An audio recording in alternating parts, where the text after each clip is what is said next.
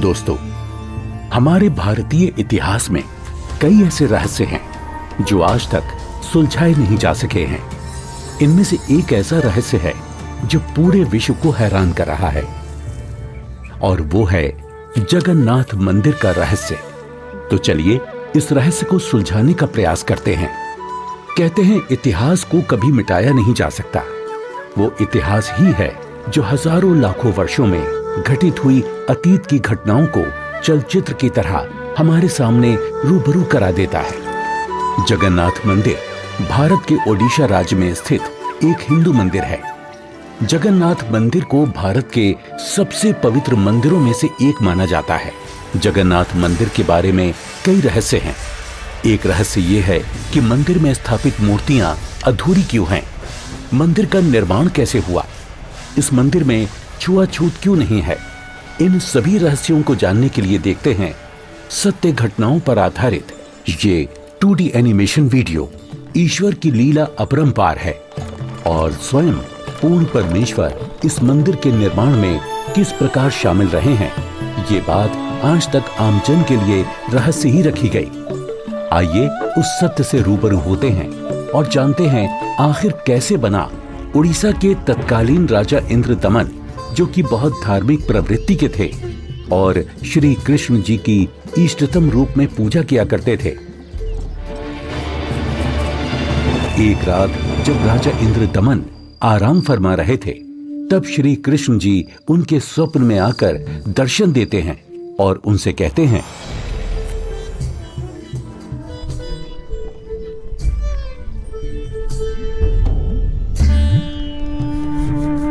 इंद्रदमन।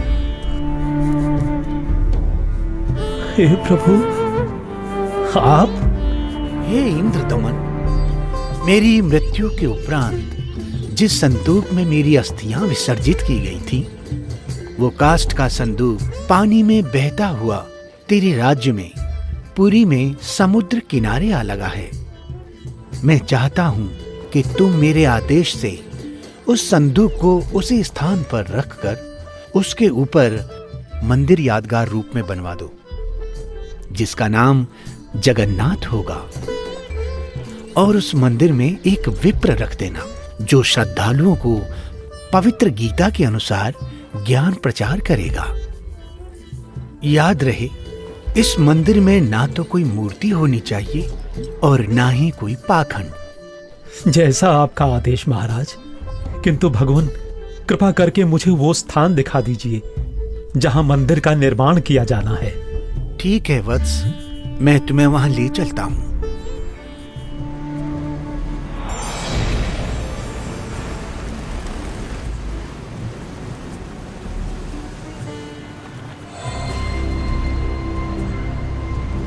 इंद्रदमन, यही वह स्थान है जहां तुम्हें हमारा मंदिर बनाना है।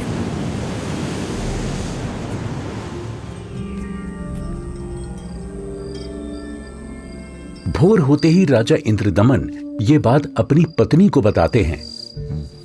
फिर उसके बाद मेरी आंख खुल गई। स्वामी, इस शुभ कार्य में देरी कैसी? सर्व संपत्ति उन्हीं की दी हुई है, उन्हीं को अर्पित करने में क्या सोचना। राजा इंद्रदमन तुरंत अपने मंत्रियों की सभा बुलाते हैं और मंदिर बनाने के लिए राज्य के सबसे कुशल कारीगरों को इकट्ठा किया जाता है। जिसके बाद सभी पुरी नामक स्थान पर पहुंच जाते हैं जहां वो संदूक तैर रहा था। उसे निकलवाकर जमीन खोदकर संदूक दबा देते हैं।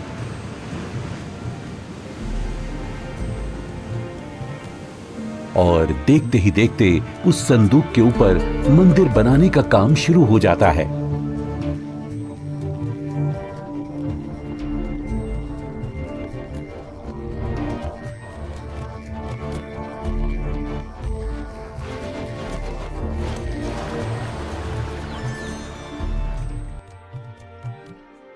महाराज की जय हो।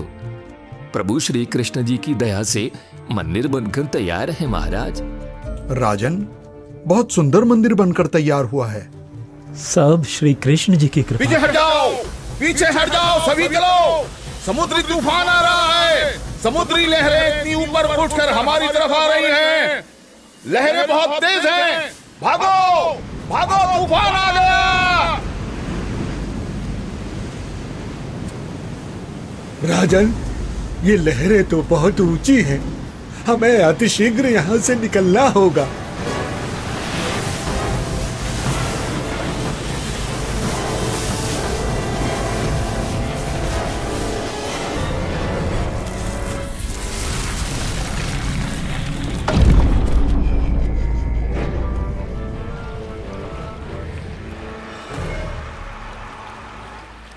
हे भगवान, ये क्या अनर्थ हो गया।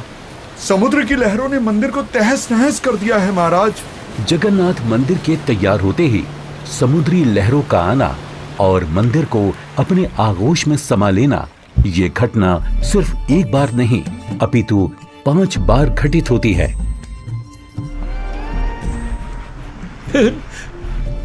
नहीं नहीं, ये नहीं हो सकता। अपने आप को संभालें राजन, हौसला रखें। न जाने समुद्र मुझसे कौन से जन्म का बदला ले रहा है। मैं क्या करूं, कुछ समझ नहीं आ रहा है। राजकोष भी खाली हो चुका है। अब और मंदिर बनवाने का मेरा सामर्थ्य ही नहीं बचा। हे भगवान, यह तुच्छ जीव आपके आदेश का पालन अब नहीं कर पाएगा। मुझे माफ कर देना भगवान, माफ कर देना। राजा के 100 यत्न करने के बावजूद मंदिर नहीं बन रहा था।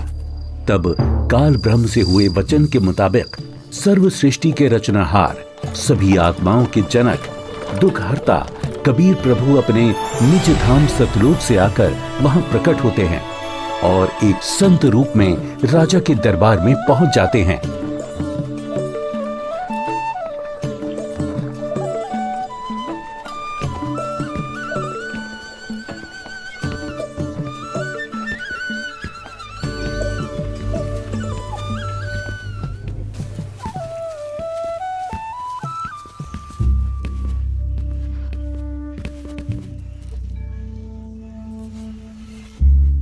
प्रणाम महाराज।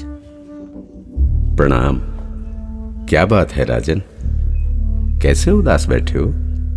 हे महात्मा जी, परमात्मा कृष्ण जी के आदेश से समुद्र किनारे मंदिर का निर्माण करवाया था, किंतु समुद्र ने उसे तोड़ दिया। अब की बार समुद्र नहीं तोड़ेगा, आप मंदिर बनवाओ। क्षमा करें महाराज, मंदिर 5 बार बनवाया है, परंतु 5 बार समुद्र ने उसे तोड़ दिया है। कोई बात नहीं इंद्रदमन, यदि मन बने तो मेरे पास आ जाना। मैं यहीं पास में पहाड़ी पर रहता हूं, वहीं पर मेरी कुटी है।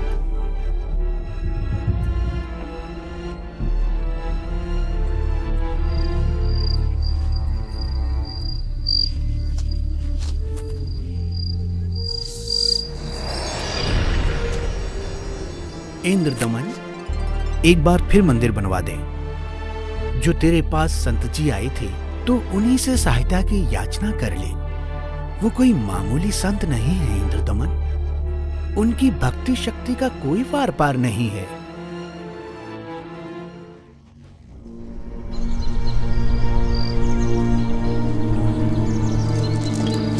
क्या हुआ महाराज? अभी अभी भगवान श्री कृष्ण जी ने दर्शन देकर मंदिर फिर से बनवाने को कहा है।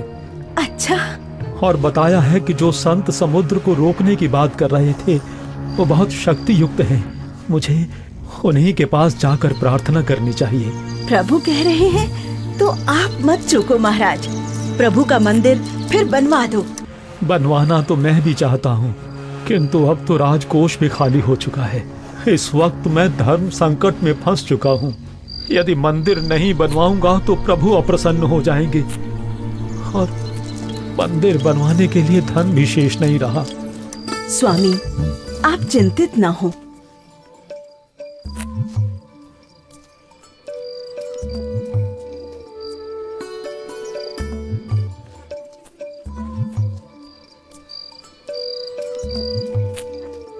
मेरे पास आभूषणों की कोई कमी नहीं है। किंतु रानी, आपके आभूषण। अभी उसकी चिंता आप ना करें राजन। आपका और मेरा दुख एक ही है, दो नहीं है। आप संकट में हैं, मैं इन आभूषणों का क्या करूंगी? आप बस भगवान के आदेश के अनुसार मंदिर निर्माण का कार्य पुनः प्रारंभ करवाएं। स्वामी, ये आभूषण भी भगवान के ही दिए हुए हैं और भगवान के आदेश का पालन करने में इनका सहयोग लेना मैं अपना सौभाग्य समझूंगी। जी। सुबह उठते ही राजा इंद्रदमन अपने महामंत्री को बुलाकर भगवान श्री कृष्ण जी के आदेश के बारे में बताते हैं। आप जाइए और मंदिर कार्य पुनः प्रारंभ कराने की तैयारी करें।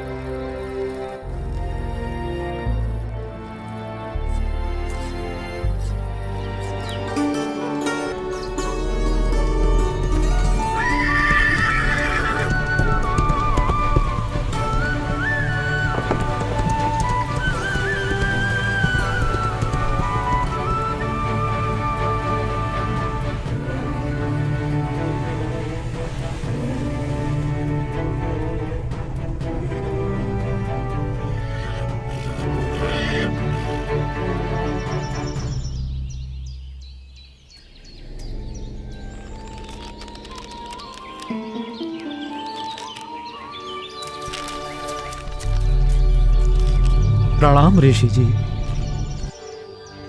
कहो इंद्रदमन, कैसे आना हुआ? हे महात्मा, मुझे माफ कर दो। मैंने आप पर विश्वास नहीं किया। स्वप्न में भगवान श्री कृष्ण जी ने बताया है कि आप समर्थ ऋषि हैं। मुझ दीन पर कृपा करो। राजन, जिस ओर से समुद्र हर बार आकर मंदिर को बहा ले जाता है, आप उस ओर एक छोटा सा चबूतरा बनवा दें, जिस पर बैठकर मैं परमात्मा की भक्ति करूंगा। जो आज्ञा महाराज। कुछ समय बाद मंदिर का निर्माण कार्य तकरीबन पूरा हो चुका था। एक दिन राजा स्वयं खड़े होकर निर्माण कार्य देख रहे होते हैं। तभी वहां गोरखनाथ जी आ जाते हैं। प्रणाम स्वीकार करें महात्मन। इंद्रदमन, आप भगवान का इतना सुंदर मंदिर बनवा रहे हैं, किंतु सुना है कि इस मंदिर में कोई मूर्ति नहीं लगा रहे। ऐसा क्यों? मुनिवर क्षमा करें। भगवान श्री कृष्ण ने स्वयं स्वप्न में आकर मुझे मूर्ति लगाने से मना किया है। राजन, सपना तो सपना ही होता है। आपको हमारे आदेश का पालन करना होगा। मंदिर में भगवान कृष्ण की मूर्ति की स्थापना की जाए। हे महात्मन, जैसा आपका आदेश। हाँ, और याद रहे, मूर्ति चंदन की लकड़ी से बनाई जाए। राजा ने अपने मंत्रियों को बुलाया और विचार विमर्श करने के बाद अन्य संतों से कहा कि राजन, अकेले भगवान का मन कैसे लगेगा?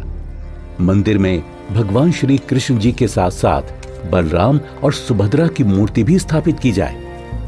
राजा ने मूर्ति बनाने के लिए एक कुशल कारीगर ढूंढने की बात कही। मंत्रियों ने 3 कुशल कारीगरों को बुलाकर मूर्तियां बनवाना शुरू कर दिया। अब एक तरफ मंदिर तो दूसरी तरफ मूर्तियां बनाने का काम चल रहा होता है, किंतु कुछ समय बाद पता चलता है कि जिस तरह मंदिर बार बार टूट रहा था, अब इस प्रकार मूर्तियों के भी अपने आप टुकड़े टुकड़े होने लगते हैं। और ऐसा 3 बार होता है, जिसे देख राजा इंद्रदमन बहुत चिंतित हो जाते हैं। किंतु भगवान से भक्त का दुख देखा नहीं जाता। इसलिए एक दिन जब राजा अपने दरबार में बैठे होते हैं और पूरा दरबार बिल्कुल शांत होता है, सबके सब इसी चिंता में होते हैं कि करें तो क्या करें। तभी वहां पूर्ण परमात्मा कबीर देव एक वृद्ध कारीगर यानी शिल्पकार का रूप धारण करके प्रकट हो जाते हैं।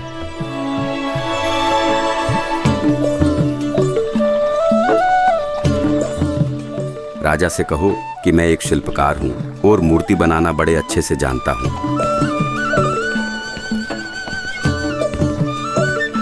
महाराज की जय हो। महाराज, बाहर एक वृद्ध व्यक्ति आया है और अपने आप को मूर्तिकार बता रहा है। आपसे मिलना चाहता है महाराज। अवश्य, उनको अवश्य आने दिया जाए। जो आदेश महाराज।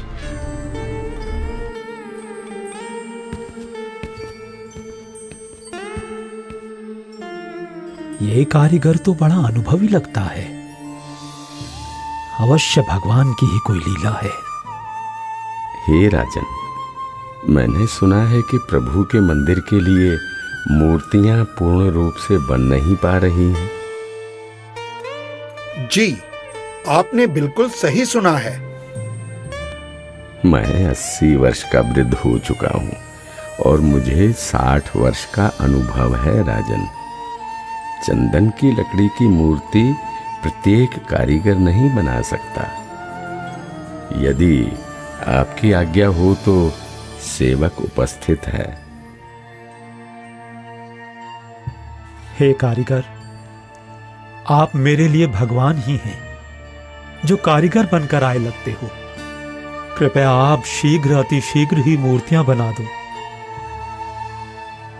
मूर्तियां तो मैं बना दूंगा, किंतु राजन, मेरी एक शर्त है। क्या शर्त है आपकी?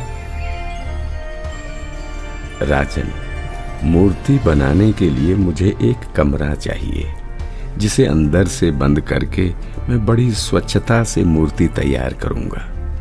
और जब मूर्तियां तैयार हो जाएंगी तो मैं स्वयं दरवाजा खोलूंगा। ठीक है। एक बात और राजन, यदि किसी ने मेरे बाहर आने से पहले दरवाजे को खोलने का प्रयास किया तो मूर्तियां फिर पूरी बन नहीं पाएंगी। वो जितनी बनी होंगी उसी हालत में आपको मिलेंगी और फिर उन्हें पूर्ण कर पाना संभव नहीं होगा राजन। जैसी आपकी इच्छा। मंत्री जी, मूर्तियां बनाने के लिए सब बंदोबस्त किया जाए।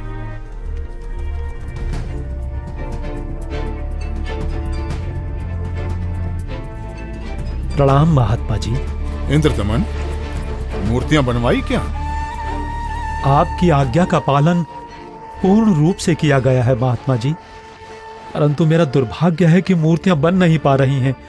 बनते बनते ही सबके टुकड़े टुकड़े हो जाते हैं। मूर्तियां अवश्य बनवानी है राजन। अब बनवाओ, मैं देखता हूं कैसे टूटती है मूर्ति। हे नाथ जी, प्रयत्न किया जा रहा है। प्रभु का भेजा एक अनुभवी कारीगर बंद कमरे में मूर्तियां बना रहा है। राजा इंद्रदमन नाथ जी को सारी स्थिति से अवगत करवाते हैं और कारीगर की शर्त के बारे में भी बताते हैं, किंतु महात्मा नहीं मानते।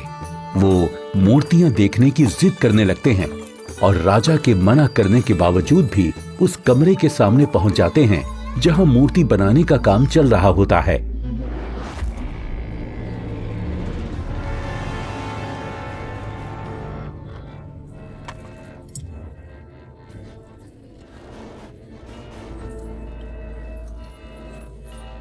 कारीगर, दरवाजा खोलो। दरवाजा खोलो कारीगर। मैं कहता हूं दरवाजा खोलो कारीगर, हमें मूर्तियां देखनी है। राजन, आप बता रहे हो 80 वर्षीय वृद्ध हैं और 12 दिन से खाना पीना भी नहीं किया है। अब आवाज भी बंद है, कहीं कारीगर मर न गया हो। आप दरवाजे को तोड़वा दीजिए। राजा न चाहते हुए भी नाथ जी के कहने पर दरवाजे को सैनिकों से तुड़वा देते हैं।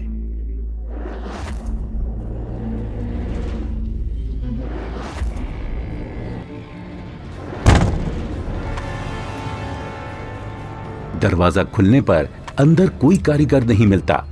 वहां श्री कृष्ण, बलराम और सुभद्रा जी की 3 मूर्तियां रखी होती हैं, परंतु उन मूर्तियों के हाथ और पैर के पंजे नहीं बन पाए थे। ये देखकर सभी चौंक जाते हैं। हे भगवान, वो बुजुर्ग कारीगर तो यहां है ही नहीं। इसका मतलब वो कोई साधारण व्यक्ति नहीं थे, बल्कि स्वयं भगवान ही थे। मंदिर का निर्माण पूरा हो चुका है। अब इन्हीं मूर्तियों को भगवान की इच्छा समझकर मंदिर में स्थापित करवा दो राजन। हो सकता है प्रभु को यही स्वीकार हो। लगता है श्री कृष्ण ही स्वयं मूर्तियां बनाकर गए हैं। मंदिर का निर्माण कार्य संपन्न हो चुका था। अब बारी थी तो मूर्तियों में प्राण प्रतिष्ठा की, जिसके लिए राजा, रानी, मंत्री, महामंत्री और काफी संख्या में पंडित ब्राह्मण मंदिर के सामने पहुंच जाते हैं।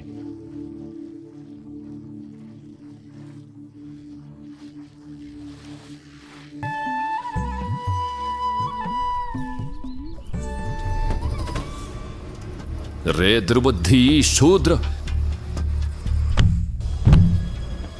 अपवित्र! देखता नहीं मंदिर का द्वार अपवित्र कर दिया तूने। ये क्या हो गया? शूद्र कैसे बन गई? भगवान, भगवान, ये कैसे हो गया? ये कैसे हो गया भगवान? कैसे हो गया? प्रभु शुद्ध हो गई हैं क्योंकि मुख्य द्वार को उस शूद्र ने अशुद्ध कर दिया है, इसलिए सब मूर्तियों ने शूद्र रूप धारण कर लिया। बहुत बड़ा अनिष्ट हो गया राजन। कुछ समय उपरांत देखते ही देखते मूर्तियां अपने वास्तविक रूप में आ जाती हैं, जिसके बाद पंडित कई कई बार गंगा जल छिड़ककर मूर्तियों को शुद्ध करने का उपक्रम करते हैं। मूर्ति स्थापना के कुछ दिन बाद अचानक समुद्री तूफान आ जाता है और समुद्री लहरें लगभग 40 फीट ऊंची उठकर बहुत तेज वेग में मंदिर की ओर चल पड़ती हैं। सभी आपस में बातें करने लगते हैं। लगता है अब की बार भी समुद्र मंदिर को नष्ट कर देगा। अरे ये क्या? संत जी अभी भी वहीं पर बैठे हैं। अरे कोई उठाओ उनको वहां से। सभी चिल्लाते हैं, हट जाओ, हट जाओ, हट जाओ, वहां से पीछे हट जाओ। समुद्री तूफान आ रहा है। हट जाओ, हट जाओ, वहां से पीछे आ जाओ महात्मा जी, पीछे आ जाओ। अरे अरे अरे अरे अरे ये क्या हो गया? ये क्या हो गया? ये क्या हो गया? अरे क्या होगा? कहाँ था? महात्मा जी ने पानी को वहीं पर रोक दिया है राजन।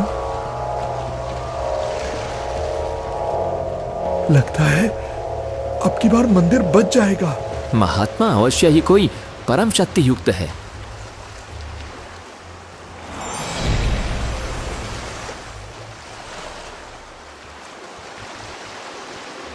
हे भगवान, मुझे रास्ता देने की कृपा करें। मैं मंदिर तोड़ने जाऊंगा। वत्स, ये मंदिर नहीं है। यहाँ पाखंड पूजा नहीं होगी, बल्कि गीता का ज्ञान सुनाया जाएगा। ये तो आश्रम है। आप जैसे बलवान को शोभा नहीं देता कि इसको विध्वंस करें। लेकिन मैं इसे अवश्य तोड़ूंगा, चाहे कुछ भी हो। अगर ऐसा है तो जाइए समुद्रदेव, तोड़िए।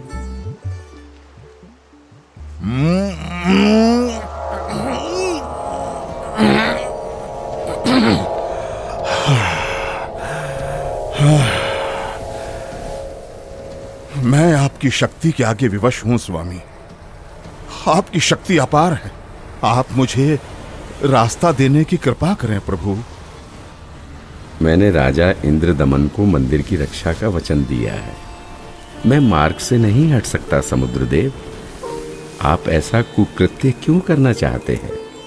जब ये कृष्ण त्रेता में श्री राम बनकर आए थे, तब इन्होंने लंका जाने के लिए मुझे अग्नि बाण दिखाए और मुझे भला बुरा कहकर अपमानित कर रास्ता मांगा था। लक्ष्मण, मेरा अग्नि बाण दो। लातों के भूत बातों से नहीं मानते। मैं ये मंदिर तोड़कर उसका प्रतिशोध लेना चाहता हूं। समुद्रदेव, प्रतिशोध तो आप पहले ही ले चुके हो। आपने तो समस्त द्वारिका पहले ही डुबो दी है। जी नहीं, अभी वो पूर्ण रूप से नहीं डूबी। कोई प्रबल शक्ति युक्त संत आने के कारण मेरा वो कार्य भी अधूरा रह गया और वो आधी ही डूब सकी, क्योंकि मुझे वहां पर किसी ने मानो बांध दिया है। वत्स, वहां भी मैं ही पहुंचा था और मैंने ही वो अवशेष बचाया था। अब जा, शेष बची द्वारका को भी डुबो ले, परंतु उस यादगार को छोड़ देना जहां श्री कृष्ण के शरीर का अंतिम संस्कार किया गया था। अन्यथा आने वाले समय में ये भ्रम पैदा होगा कि श्री कृष्ण की मृत्यु ही नहीं हुई। समुद्र, ध्यान देकर सुन। यदि फिर इधर मंदिर तोड़ने आया तो बात ठीक नहीं रहेगी। कबीर परमेश्वर के आदेश से समुद्र लगभग 1.5 किलोमीटर पीछे हट जाता है, जिसे देखकर वहां खड़े राजा, मंत्री, सैनिक और जनता सभी खुशी मनाने लगते हैं और जय जयकार करने लगते हैं संत रूप में आए कबीर परमेश्वर की। महात्मा की जय, महात्मा की जय हो, जय हो, जय हो, जय हो, जय हो।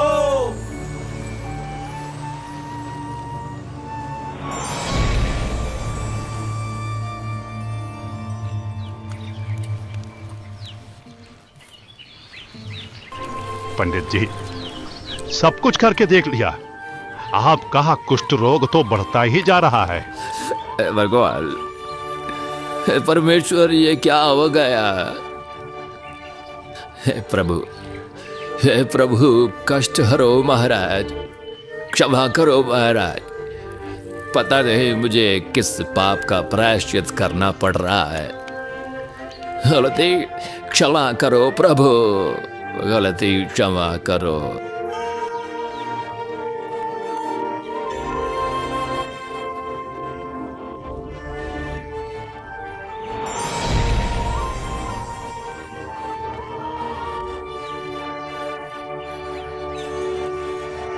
हे भक्त, तूने मुख्य द्वार पर खड़े एक संत को नीच जाति का समझकर धक्का दिया है।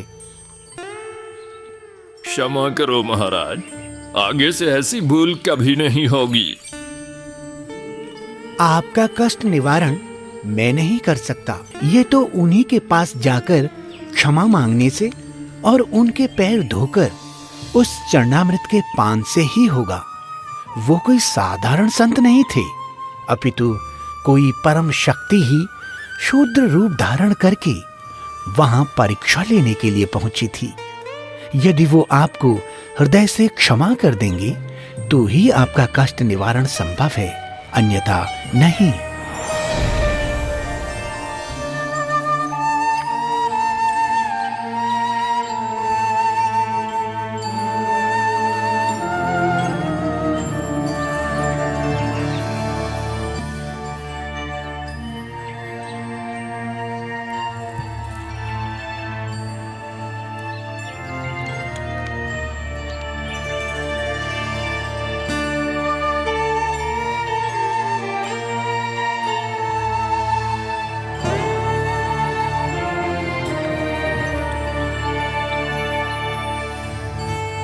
सुना है कि पंडित जी ने प्राण प्रतिष्ठा वाले दिन जिसको धक्के मारकर मंदिर से बाहर गिराया था, भगवान श्री कृष्ण ने दर्शन देकर उन्हीं से माफी मांगने को कहा है।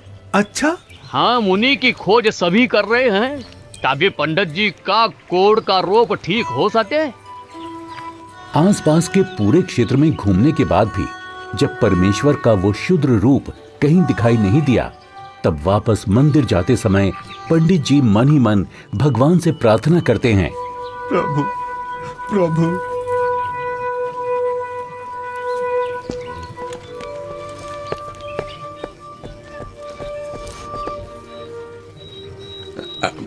अरे अरे रुकिए पंडित जी, मैं शूद्र हूं, मेरे नजदीक मत आइए, आप भी अशुद्ध हो जाएंगे।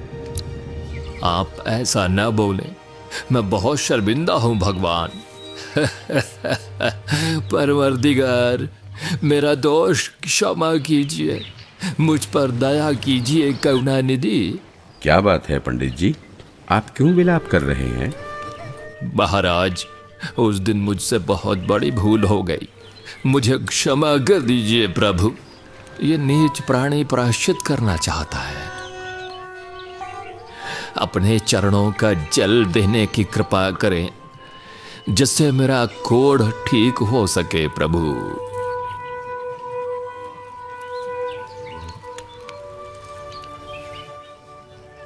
हे ब्राह्मण, इसे 40 दिन तक पीना तथा जल में डालकर स्नान करना। आज से 40वें दिन तुम्हारा कुष्ठ रोग समाप्त हो जाएगा। अब से भविष्य में इस जगन्नाथ मंदिर में किसी ने भी छुआछूत की तो उसकी भी यही दशा होगी, दंड का भागी होगा। जी महाराज, जी महाराज, जी महाराज, इस मंदिर में हम कभी छुआछूत नहीं करेंगे, नहीं करेंगे। आशीर्वाद है बच्चों।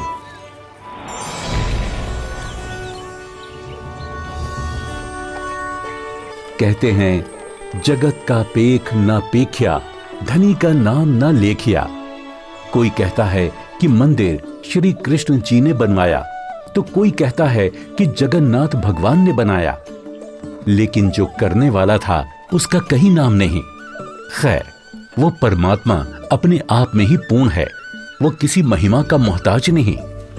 तो आपने देखा कि किस प्रकार परमेश्वर कबीर देव जी ने संत रूप में प्रकट होकर समुद्र को रोककर जगन्नाथ मंदिर की स्थापना करवाई, कारीगर रूप में अवतरित होकर मूर्तियां बनाई और क्षुद्र रूप बनाकर मंदिर से छुआछूत जैसी बुराई को हमेशा हमेशा के लिए खत्म कर दिया।